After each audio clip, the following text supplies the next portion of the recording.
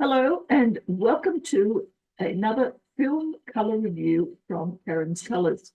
I'm Dr. Karen, and the film we're looking at this week was a request from one of my viewers. Now, if you'd like to request a film, by all means, please do so in the comments or perhaps even send me an email. The information is there in the description of this particular video. If you've been here before, welcome back. Really enjoy doing these film reviews because each one has something different to teach us. And this one, of course, is Once Upon a Time in Hollywood. It was considered Quentin Tarantino's best film. He even said so himself. It was actually his ninth. It won a Golden Globe for Best Motion Picture and was nominated 10 times for Academy Awards, of which it won 2. It was highly acclaimed for reimagining the Manson murders, which of course occurred in Cielo Drive. So the film mixes some reality with a great deal of fantasy. The title, Once Upon a Time, tends to suggest this is a fairy tale, because that is the beginning of fairy tale genres. The villains must always lose, and the heroes must always win in such genres. So we already know that this is a reimagining of the Manson murders rather than an actual factual representation. The film itself was a financial success, despite quite a number of historical inaccuracies and some complaints about the portrayal of certain people. The sequel, The Adventures of Cliff Booth, is to be released this year in 2026. Now, as far as the critics were concerned, it had a score of 88% on Rotten Tomatoes. The critics said it was a thrillingly unrestrained yet solidly crafted film, and it's worth appreciating how rare it is to have an original movie produced on such a lavish scale. The film itself extends for over 2.5 hours, so it's quite lengthy, and the portrayal of people such as Bruce Lee and the othering of Mexicans has the appearance of Tarantino punching down for the sake of cheap humor. Although it's classified as a comedy drama, I didn't find a great deal of it particularly comedic, yet the comedy part of such a film requires that much of it is filmed in daylight, and indeed this film is so. The audience, on the other hand, had some very mixed responses. Most audience members on the first viewing considered it a boring film which lacked Tarantino's action-packed style. But there was one particular audience member whose opinion also echoed pretty much from mine. He said, and I paraphrase some of this here, something clicked the second time around. Yes, it's long, with a lot of drawn-out acting scenes, but there's something completely different to appreciate about this film. The forced vulnerability of Leonardo DiCaprio's Rick Dalton, combined with the nonchalant humour of Brad Pitt's Cliff Booth, make for one of the greatest movie duos. Their performances electrify every problem with this film and make everything that much better. I concur entirely with that representation. Although it has a classification as a comedy drama, mainly the colours brown and blue predominate. We also have the usual Dick Flick colour of black, white, and grey, which I call a chroma, which has some lesser impact. Comedy, on the other hand, involves many bright colours, but of these, and they are limited in their scope, yellow is the most prominent. Of course, the reading of any of these colours differs with the gender of the wearer. There is an intermingling of present-day mythology with the reality vignettes, which gives background information, and the use of a narrator tends to move the plot along. So let's examine it in more detail. Now, although the film doesn't begin with this scene, certainly one of the earliest scenes is a location description, and that is, we know that it's Cielo Drive. Cielo Drive is the site where Charles Manson's group went and murdered Sharon Tate and her group of people that were staying at her house back in 1969. As a reimagining, of course, something different is likely to happen, and indeed it does so in this film. So let's get into it. Firstly, we have as the main protagonist, the main lead in the film, is Rick Dalton. He's an aging out actor with an existential identity crisis, and much of the film's activities revolve around this particular crisis. Then we have Cliff Booth. He is Rick's long-term laconic stunt double. He's currently Rick's driver and personal assistant / handyman, and he has a dubious dark past, which is revealed in very minor detail. And then we have Sharon Tate. She is Rick's neighbor. She's an actress and a party girl, and she provides the link to the reality of 1969 Hollywood. Examining briefly the plot, we find that Rick's past glory days as a TV star of the series Bounty Law has well and truly gone. He's now reduced to commercials and supporting roles in various different other TV roles and films. His agent, Marvin Schwartz, suggests that he go to Italy and get involved in some spaghetti westerns. Cliff, on the other hand, is struggling to find work. He has an altercation on set with the Bruce Lee character, and he also, as he's working on the roof of Rick's house, sees Charles Manson visit the Tate Polanski house. Tate herself is thrilled to watch herself on the cinema screen and to watch and listen to the audience reaction to that film. Hollywood at that time is overrun by groups of hippies, and Cliff gives a ride to Pussycat, one of the hippies, to where she is living at Spahn Ranch. He insists on visiting the ranch owner, George Spahn, whom he had met many years before when they worked together on that ranch. He alienates the hippies and also forces Clem, one of them, to change the tire that he has damaged on Rick's car. In the meanwhile, Rick is having trouble delivering his lines on set.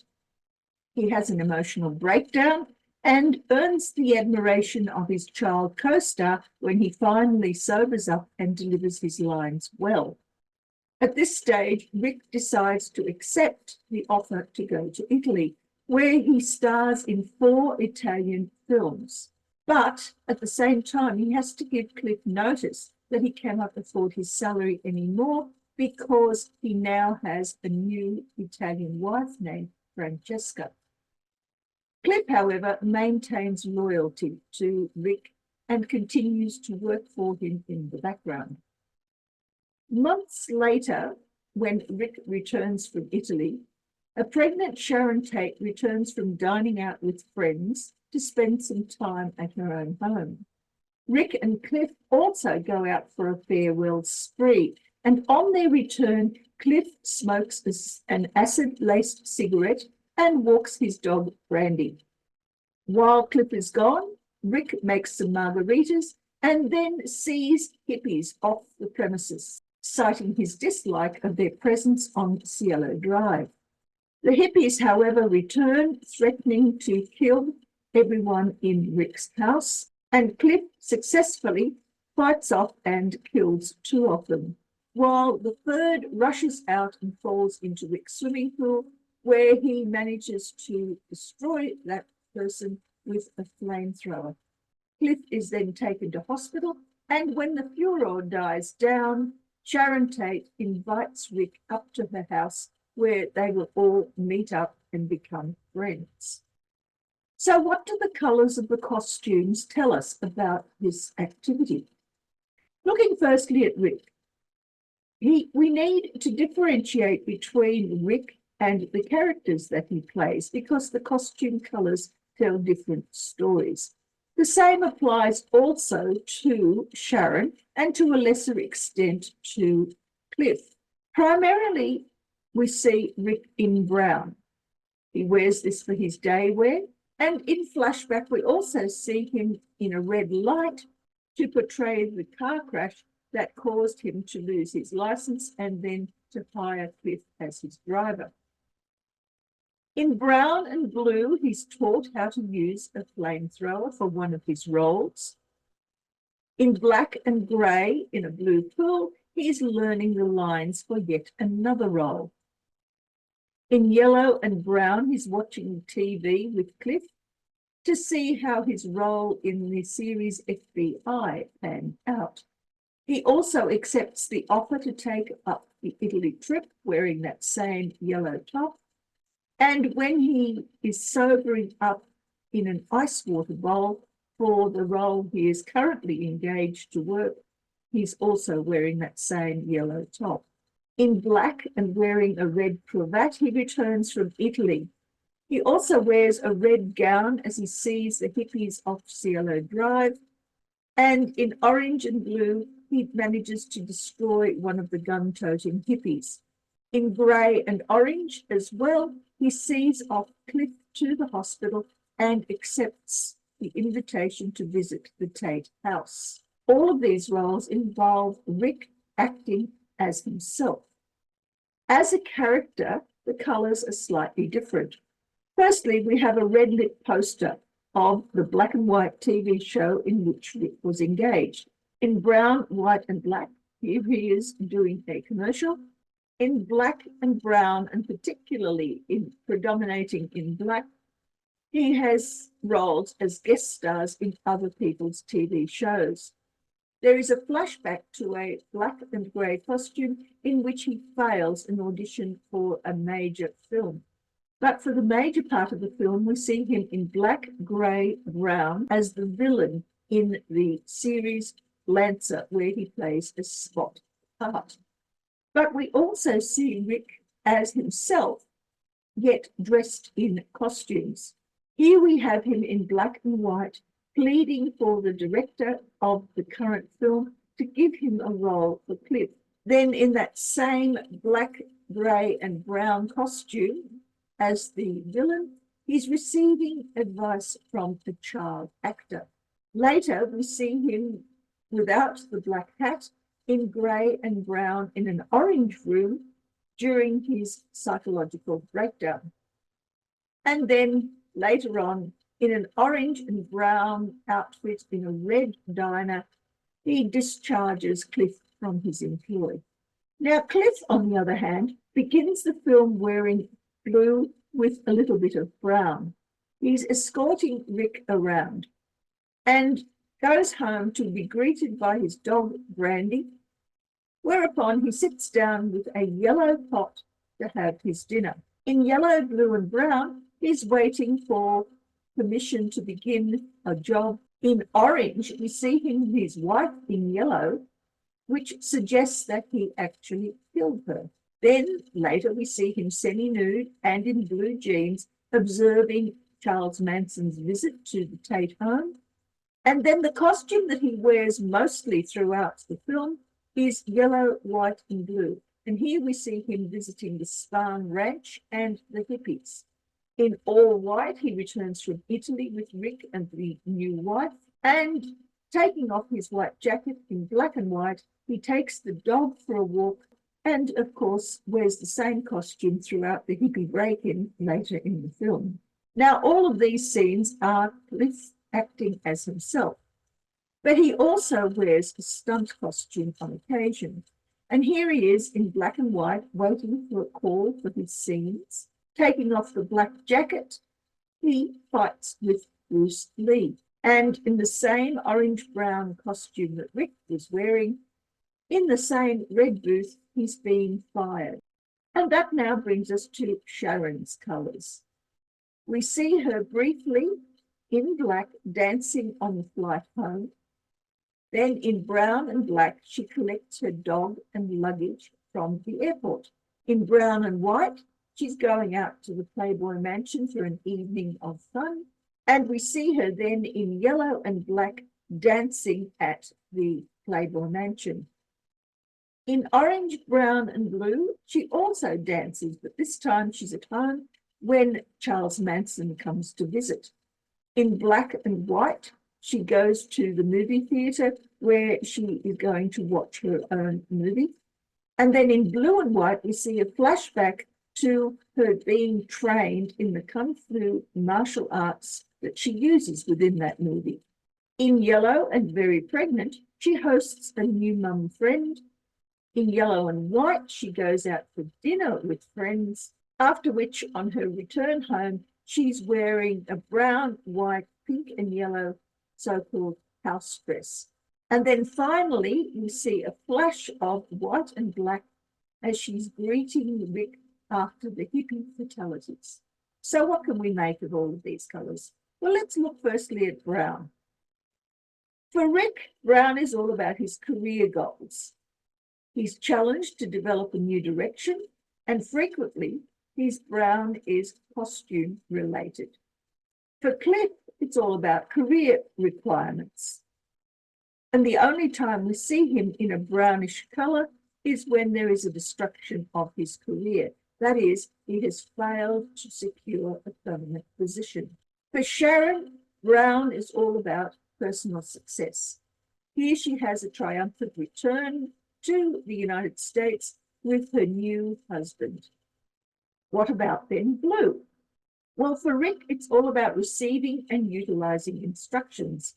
Here in a blue pool, he's learning his lines for the Lancer role.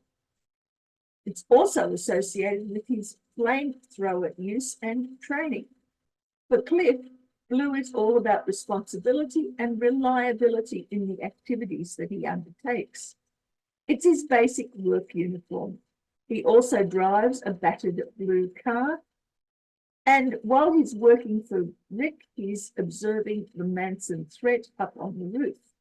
When he investigates Spahn Ranch, he's also wearing blue jeans, and he also manages to damage the director's wife's blue car by throwing Bruce Lee into the car in a judo throw. For Sharon, blue represents successful endeavors. Here she is dancing as she sets up a home for Polanski, her new husband. And also we see her in blue as she's learning the Kung Fu moves for her movie role. And then we come to yellow. For Rick, yellow is all about facing reality. Here he is reviewing his casual roles alongside a similarly yellow-clad Cliff. He's wearing yellow as he tries to sober up, and also while he's negotiating the Italian work. And of course, he receives a lot of advice and discussion and also sympathy from a yellow-clad child actor. For Cliff, yellow is about the discovery of reality. He drives Rick's yellow car, which of course is much more upmarket than his own blue beaten-up vehicle. He also demonstrates that his poverty causes him to have poor nutrition and living conditions. He examines the hippie takeover of the Spahn Ranch wearing a yellow shirt, and he has difficulty in getting stunt work, also wearing yellow. When his nagging wife drives him to want to dispose of her, she is wearing yellow, he is not. And the last time we see him interacting with yellow, and it's a fairly similar colour to Rick's car, this time it's driving Rick's luggage to the vehicle after their return from Italy. For Sharon, it's all about pride in accomplishment. She has fun partying. She poses against the movie poster in which she is one of the stars. And also she's incredibly proud of her ability as an upcoming mother during her pregnancy. The next colour we need to examine is orange. Now, for Rick, orange is all about overcoming challenges. Here he is in a crisis of professional expertise. And although he's not wearing orange, he certainly is in an orange trailer interior. He also wears orange as part of his pajamas in the action to overcome the hippie invasion. For Cliff, orange is about finding resolutions, how to deal with a nagging wife whilst wearing an orange diving suit. And he's also challenged by a red or orange-haired hippie woman who doesn't want him to visit George Spahn. For Sharon, orange is about a narrow escape. She's seen by Charles Manson on his reconnaissance of the house and is unaware, of course, that she is in great danger at this time. Which brings us to a closely related colour, and that is red. For Rick, red is all about heightened passions. Rick perceives that the star of the Lancet movie series is disapproving of Rick's acting failures. He wears a red scarf as he voices concerns regarding his reduced opportunities for more films and also his lack of finances. He has a red-clad trophy wife from Italy that he brings with him. And finally, we see him in a red dressing gown, giving the hippies short shrift and demanding that they leave Cielo Drive. Cliff doesn't wear red at all, but it is associated with self-control over his firing by Rick. And Sharon, of course, does not wear or is associated with red at all. And now we come to the most popular of the Dick Flick colours, achroma. This is black, white, and grey. For Rick, it signifies serious business. Black is an occasional costume colour. He has a black and white recorder for learning his lines that he uses both inside his house but also in the pool. He's also wearing black and white as he pleads for a job for Cliff as his stunt double. For Cliff, on the other hand, achroma represents hidden potentials that he then demonstrates. For example, here we have him fighting with Bruce Lee in black and white. In that white suit, he's traveling home from Italy, doubling as not only the escort, but also the transport agent. And without the white jacket in black and white, he's there for the hippie raid and manages to best two of them.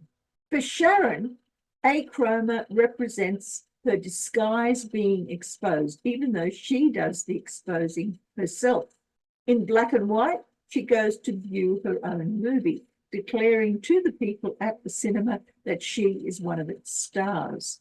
And then finally, in white and black, we see her greeting Rick as they move on from simply being neighbours to being acquaintances. So let's summarize. Brown is all about ambitions that are either achieved, negotiated, or desired.